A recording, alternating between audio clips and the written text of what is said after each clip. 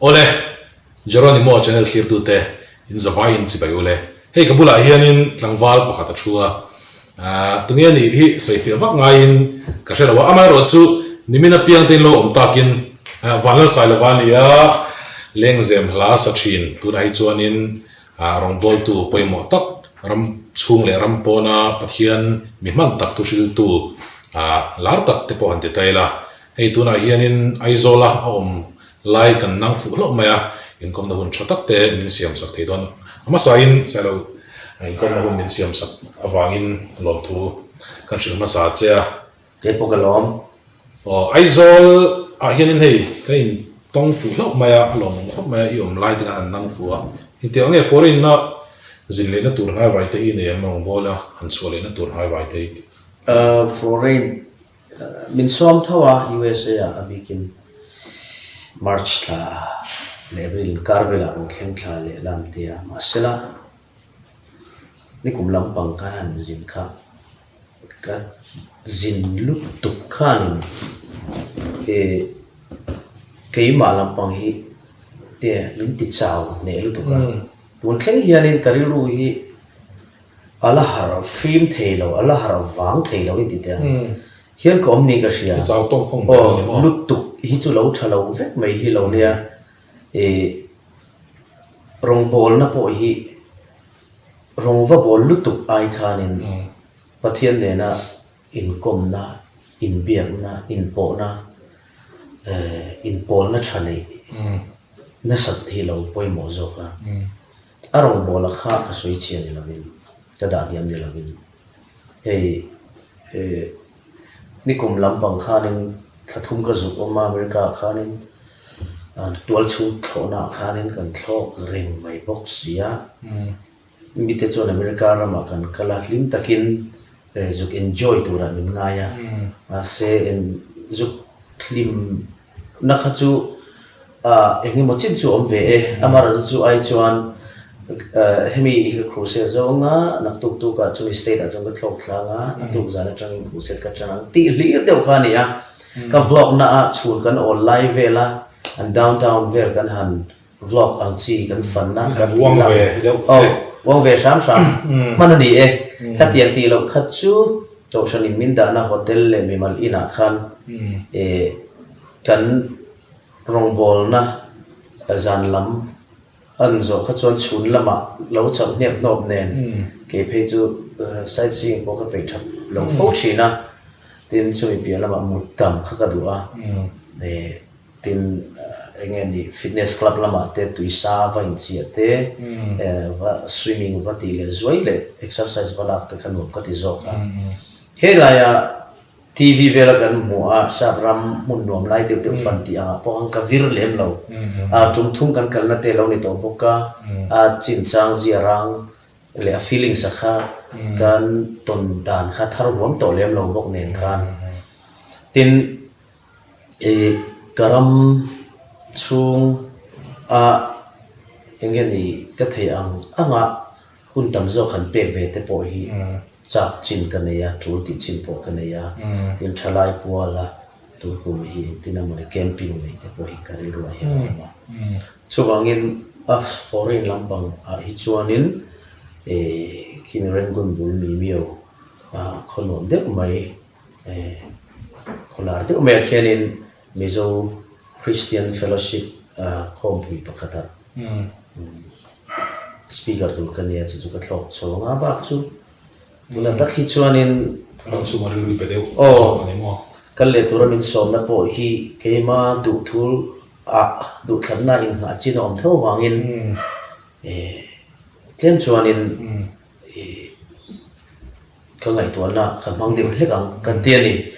an ma ni te po hei kan kal tlut da wang hianin in ngai nei te om ve theya cho wangin kan nong bon te po hlut to lok china oma la oma van ve deu te hi ngai lia thu tur hian common te hi lo ma ase pathian zara hei khan tilam chuak wa kin tilo ma ila kan ram chuwa hianin da chan sen lo hi ron kal tan le to per pa hian ma min som em ma ya tiang ver chuanin ngai to na kala sing me atuna hanin soya foreign foreign po ning titi khopin rongin ball ania thona chuan hemi domestic fight rengot po ane thu te hemi kanin kom na pilama khan isoi to min shil khami chung chang kan soi zau du lakan ti ale thona chuan shim I tu san ni ta se I thingtlang no pang ve mai ka thona chuan ne khopin ne dingin pathian hianin adang che ti iring phanga yam tin I thona chuan zaya wanga ni kan ringa I thona chuan sak ber po zaya wanga I thona chuan sak ber experience ta ka den shi bukan nia thona hi sang ni le pali khanin Manipura super trio concert churachan pura kan nei tora khanin kan thok chang ngai ve ta Mizoram po airport hon lim chok ver khalo nia kan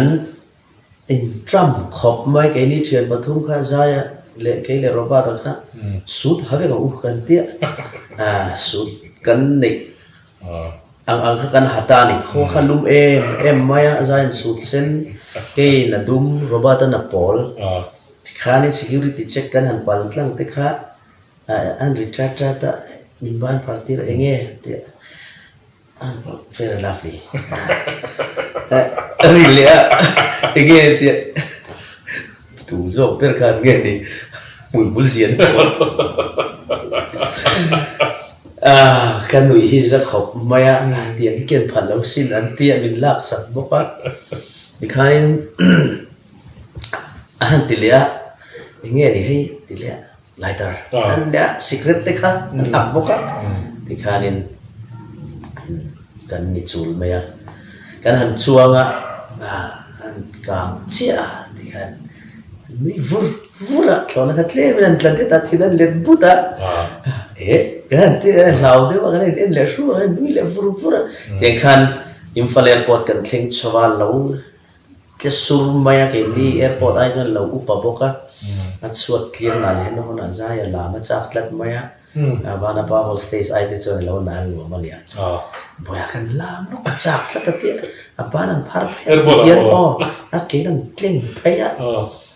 chu ta choli kan mu nor kan in chu le ti lai khanin Mizoram airport a khanin choli khak an lo chok tlat lo wa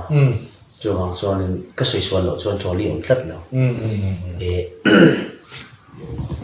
ki khanin choli te atla hangan pathumin kan wan far me ya ta tiang khanin kan chawa dan limbe khopa kan te ka chuan na nia an wa kha chuan nia 2007 chawa UK te kan kala anwam chaw kala lim zela international flight a page chuan kan mazok kan masi ta khanin movie en na turin screen te lo om zela touch screen an chite earphone te nen kanin bo vekta so in Australia ka han kal le tur kha Malaysia te Singapore te khan kan thlok chowa do is Australia ka zuk no UK zo kan Malaysia Singapore tile ta chu is Australia kan kal tur kha katia anga khochia waga leng puile kal katin car flight delay lai dar nga chawa kan thlok kha zana khanin thim car vansa kan thlona kan thin anuaya chumi wangan che tuar khanin papa khatron che chiam le zual khan ka thawa mana aerophobia ti thlona hlawna kha kan nei ta ka topic ka panic vek ta maya in Singapore te Australia thlak ko ngala thui si ka thadon hi ka shetoni tang khan in 2016 so thleng khan to 2010 to 16 kumruk chung cho kha chu aerophobia ni ka khosa te khan US te kan zin le te Australia kan zin kha ang chi zong zong ate domestic flight ang chi an tual chung state sang kan thlok ta entinan Calcutta to Hyderabad to Mumbai ti ang vel kha khulaya po kan thoda na khan chonin Australia ten te po Melbourne atang Sydney te kan thlok ya eda Canberra te Brisbane te Adelaide te khan domestic ตัวช่วงทนกันทนละมันแต่ลาวงวยอย่างนี้ไม่นี่ US เป็นจุดเราเรียนเลยส่วนละ state ข้าสองช่วงข้าทนเราง่ายข้างันทนเสียงตัวไม่รู้เนี่ยว่า enjoy เราก็นับวิไม่เนี่ยให้กระทนช่วงเราลุตุกแต่ฮีกระตุกทบมาตัวนังจานังเจียเตียงตะคันก็เราเองนี่ tension โลกนะสุดตอนนี้ก็เป็นนิกโลกของเดียวหินเดียวเดิมเลยสุดที่ช่วงนี้โทษดัชวันที่เนี่ยกันเราจับทีนะเราจับองค์บอกว่าวันสร้างหันชุดเด็กกันสุดมาเสช่วงนั้นทุ่มลานงานเลยนะทบคลีร์ตัวอินชวนเวชจากยันตีเราดิขบจังหวะนี้ประเทศมันสมนั่นสิงห์เตลซีมารอจูไงนะผมเตชียมมารอจูนิคุมมาซา2017นะIowa atanga Chicago airport a katlok luta Chicago atangin Indiana airport a katlok chawle donta khami Iowa atanga katlok pheka katlok na chuan lo chan tu kha ka chut ta ka chut chuak ta chumi atang chun ka lau ta lowa nge chuak a ka chut chuan chan pakhan chu sang dile som paทุ่มกุมข้างไงเขาเนี่ยค่ะอันนี้ก็เชื่อประเทศเนี่ยอะไรเห็นดูปุยก็ดีละจุดไล่กันไหนซองจุดก็ดูเวรทุกการมาเสอันนี้พวกข้ารำดังเอามาเนี่ยมาเสประเทศข้านี่ข้าก็ดูปุยดีข้าเริ่มติดลัดลงมาจุดเราไปจนปัสสาวะไม่ได้ตัวนี้ที่ข้านี่ข้าที่ก็ตรงใจไล่ข้านี่นุปุยก็ละเปลี่ยนเจที่เราเช่นจียงให้จุนุปุยตัวนั้นเราก็ดังก็เปลี่ยนเจที่เราเช่นชุไอ้ว่าจูชิคาโกอินการ์ก็ถอดไล่ทั้งไงตัวช่วงตาเนี่ยก็ไงตัวช่วงชั้นจูนุปุยก็ละเนี่ยเราว่าถอดไล่อุบิเหตุอะไรอย่างเงี้ยจังหวะก็นี่ช่วยนี่ช่วยที่โดนเราก็ที่หมก็จากหมจุอาเทียนเราเลยจุที่เขาก็ช่วยตาเนี่ยประเทศจุดทุกที่มาดิ้งอ่ะเขาก็ทำมองแต่ไม่อันซอยที่เขาซอยหรอดูบุยกันแล้วเนี่ยก็ถือว่าไม่ดีแต่ทางการพออินเทนเห็นแอโรโฟเบียกันในฮีเรตานมันมาขบไหมก็ดูบุยในนัวพออะไรหลังเล่นกันอย่างเงี้ยอัฐดานะคะเชียงไม่ให้กันหลับโตเราดานฮีอันซอยเต็งแต่เฮียนี่ก็มุดเด็ดช่วงเวลาตัวน่ะเพย์จูนั่นบางขบอ่ะลิงเด็กมินโอ้ยมอร์เดอร์แต่เฮียนี่ก็มุดที่ช่วงตัวปะตัวมาที่จนทาร์บูเลนส์ออกข้างนี้ก็ลาวลุกตกที่เบรกระเวียนตุ้มออกฟันไม่ยังก็เราเขาสักทีนะทีนี้เงี้ยนี่ชอนนั้นตุ้มเวลบูเลนชุดเงี้ยยังกันจานี่คนจะทลายขีดครับเองทีนี้มันนี่ส่วนช่วงมันด่านะผมตัดทีข้างไงตัวน่าจะตัวนั้นชนนี้ไม่เกี่ยมาทบตัวเลี้ยงเรามี turbulence เราออกมาอันเราที่กันเรียนตัวเจ้าตัวนั้นชนเตียงข้านี่พอดีเสร็จแล้วเนี่ยถอดนั้นชนนี่มีติ้นจักแต่จริงมีเนี่ยเจ้าช่วงเราตอนชนมันนี่พอกับนัดช่วงเวดอนะเขากันเวลานัดทอกเวดอนะสุดยอดนาทีละก็จริงเวดูอัตยาส่วนภาษาค่ะเก่งเดียเชียนตัวเนี่ยนั่นสุดโลกอันว่ามันทิ้งไม่กันดูแต่พอที่ที่ก็มาส่วนให้ชิคกี้มันตรงไล่เอาที่ลักส่วนปุยเลยจุดเริ่มเป็นเรื่องที่จงกันตัวมาเราบังแต่พอเห็นเขาเนี่ยส่วนจนเราจำไม่ไหมมาเราจุเกี่ยมันนี่ไลฟ์ที่แรง regular เบตัวส่วนตีรังอินผู้รวมเวกตัวนะเจนหิมโตลงนั่นไล่เตหิมนั่นไล่เตเกี่ยกันเสียต่อไปจนว่าลิมปุยลำไอมาขานินมาเสียเชียนน่าเรื่องเขาตัวไงในที่เกี่ยวมามาเราชุกกระช่วงเนี่ยมันก็โทนอะไรโทนวันสร้างกันทีละมีวันสร้างกันทีละโทนโทกับบุหิจวนโรแมนติกฮิกเตียเอียร์โฟนกันวัวประเทศลาก็ไงครับเราพออินไมค์กับบุบเล่แจ๊สมิวสิกแต่พอกันไงครับเนี่ยที่ขันโทนinternational โทนเรียนตะกะair hostess สังกัดตะกไม่นะไอตัววินเซิร์ฟไล่เด็กวันโมลุกเที่ยงตุกคีระ jazz music han ngai tla ka han feng mai chu a chang chuan romantic ka tia han ka chuan kha deuh hei chuan thona chuan ka ngai le thei tho tu ti khu chuan ka chu ka thona chuan i lo chan kilogram thong dang ka cha ta dang dai ko maya ai kum sang ni song ni ta khilam khi aman mo lo mel kho maya ka mani gan social media ka nin I follow up te min ron chong put maya thla pakhat mangin thona I chuan lo chan a kha kan sing lu don mai ve to mai ke trip over lam tin lo nai chu ve ta an ba sha cha ko ve kha ko me na de po ka ni kan mila de ho de po kan zot chiang an zot na sa hom khon mai cha nia ke hi mi wang kan ya man nia pu ne kan kalpan ka first cousin fanu hi oma be tha de mai apute te min ngai na ka duat boka khai kan la du la kem na kan a thiam ten single ten ani ne kan single po kha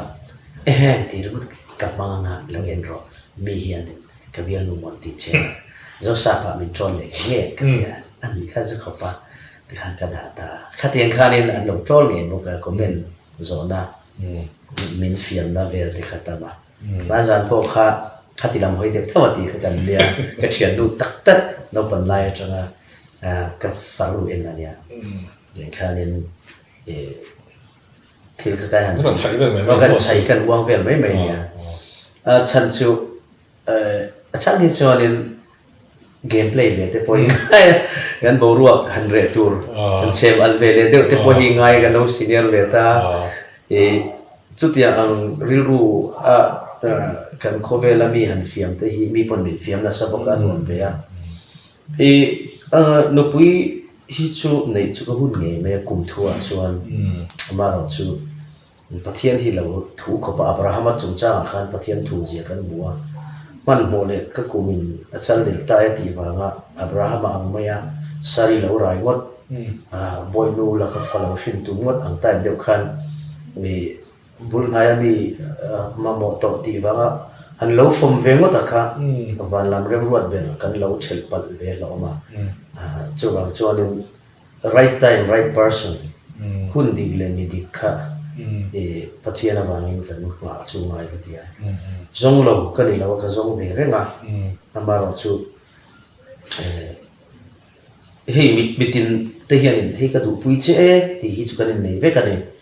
an ni chen cha tam tak te pon ka va du pui che me no hi han ti te pon ne amaro chu ani tu tur lama lil ru kha ni lung oi le thei lo chuanin kan mizo la thuwa tum lo pa mo min tum ti ra nge ti kha kha ani lo ya te de ka tum lo de kha ka thu zoi le kha sa khai mil na ami ai mil tu ra ka ngai ki ro in mil ro se ki sai tum chu kan tum lo de kha kan ba nei ve thor ve tam takin desperate lu to wanga tum lo nia desperate lu to wanga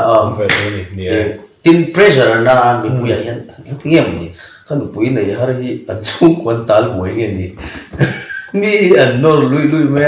an fa te thleng he na ti boi nge ni an income te boi nge ni an account hi khawa man sak po ani chuang si lo ti ma kal na mun tin reng me na han short call le min fiam hi nan du sakit nia tin kan now tv sian be han ti khat le lek pe hi chu pressure na le zo la hi ani la hi nia a hun tak mai che chat mai a ke ai hen na fin po nia nge chuang chuanin nai thona chu sen be deuh chu nga ya tun kum phei chu nei kuma te han puang thor phot mai la a kup ti ge chu nei kuma hen ka puanga amaro chu pathian nam zo ki na thul kuma a puan na hi ri ve to chu nei kuma min puan pui ta po hi na mai la kha tu na khanin eron sei la trol ti chong kan te eron manga hei tu na min khir tu kumu palam te chuan kan shlo mi te trol ti chu internet a in sot na internet a tu te mo vadiriam na fiam tu manga vadiriam na ti taila adi ku me o hemi chong kam ka alar tu na chuan thlai te zinga ar viu me hei celeb zinga anti taila milar zinga khate nga trol lo pol takha ini vein kan ria US a izina inga mo thlain la puya he pa hi rong bol tu ve si anti chen fiam cha nula thlai la pui saila te no pa hian kan rupi han lo mo mere re se ti ang rente kha tu na internet cover ni to internet cover la hianin aron lang sar ni maya tun ma tong khanin ilo tong nem to don hian ka shelu tu ka tin kha nu pui nei chung chang ate po pressure sang ziate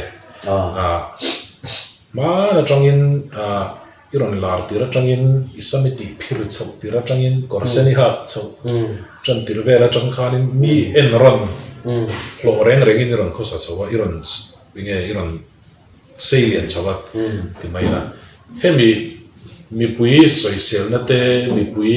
ni so na diriam na mi pui so na te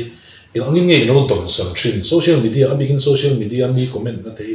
ingin nge ilo ton sam thin ti nai ka ban shi cha yan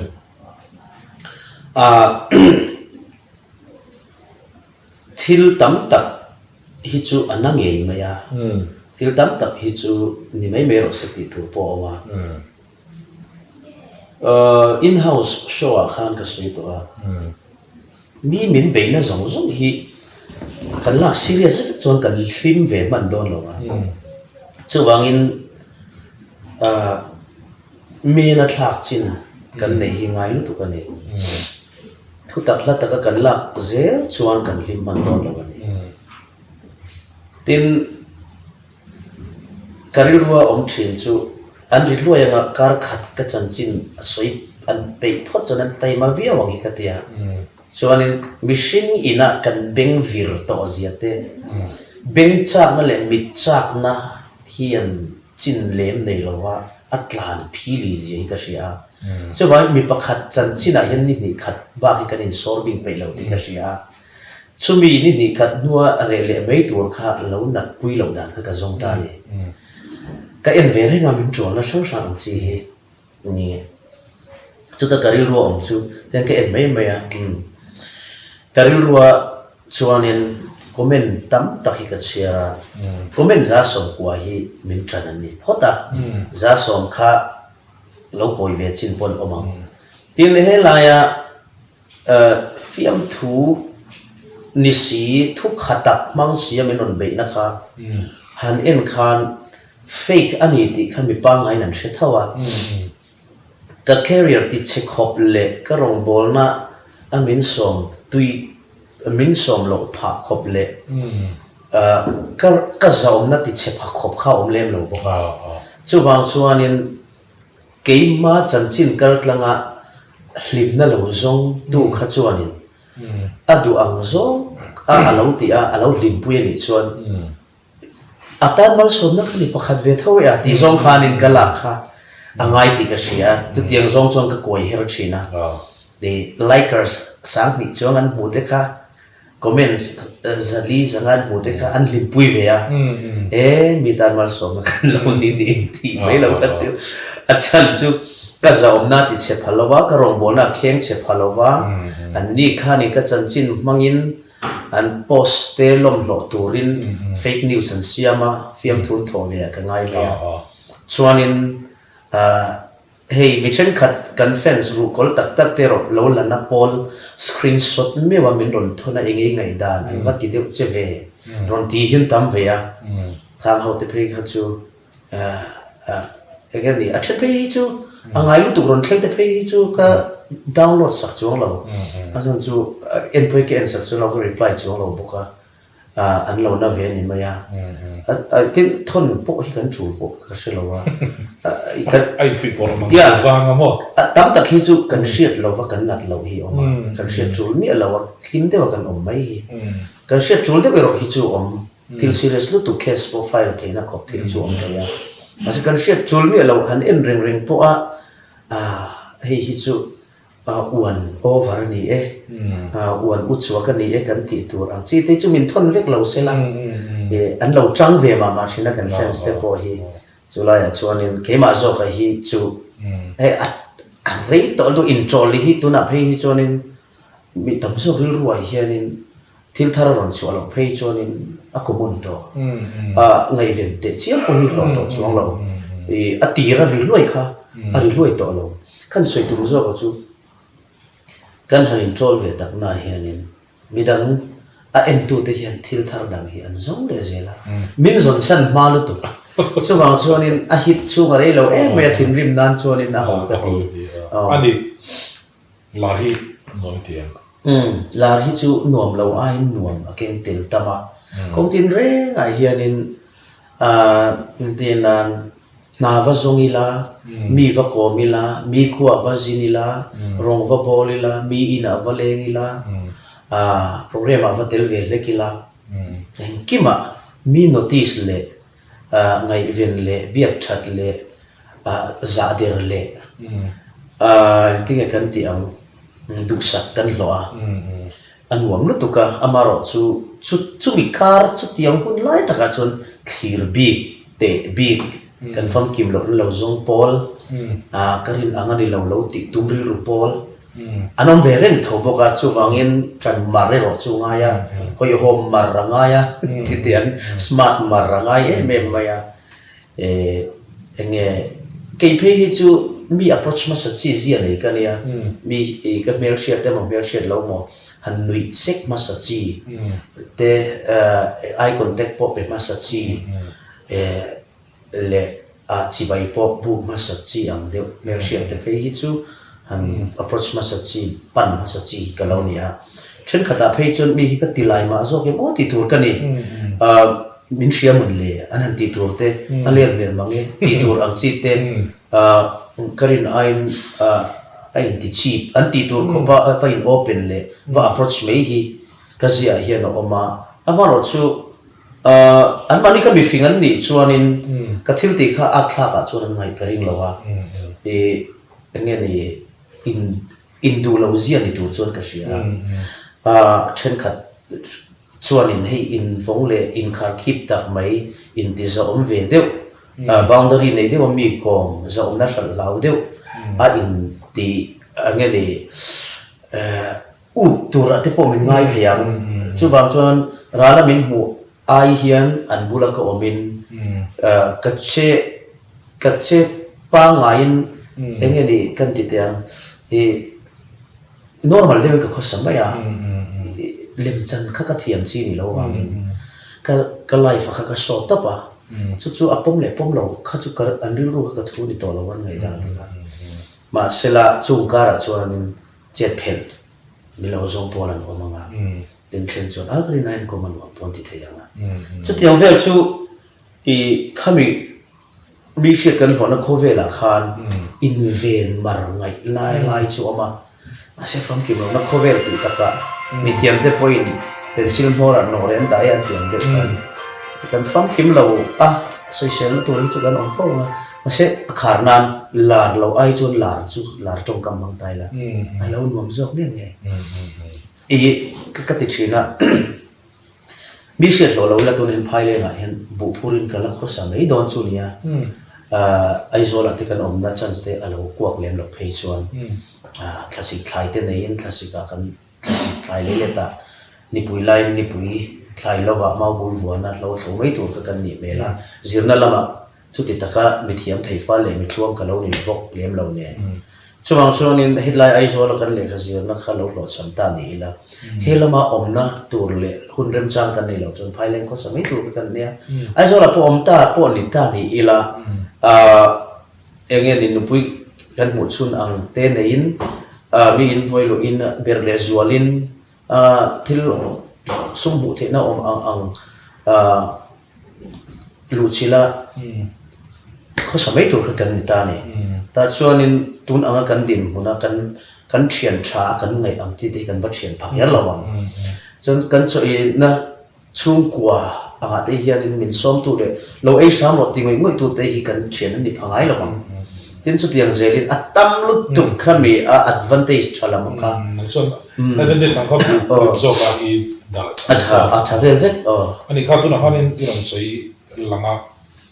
le kha thiam thei lo kan lem lo ba dia heti lai bes phailen no pang